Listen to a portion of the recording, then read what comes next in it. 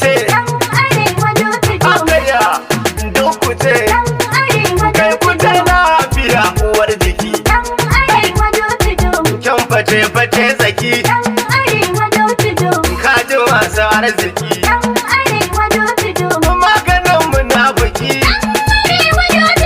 shi ya kori auraki shi mata na gidan biki dan arewa dotido girgije gidan jito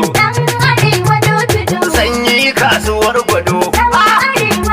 shi mun caje ku yan lido amini sai dan arewa dai wadai duk dutsen mataka dai sannan kuma kurbuta ka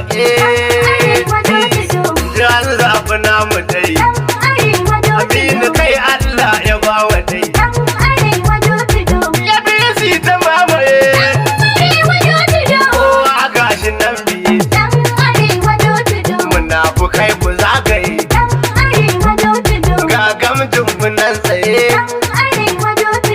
kiwa ba ki wayoyi gaba mai gida tsaye babu mai kudin tsaye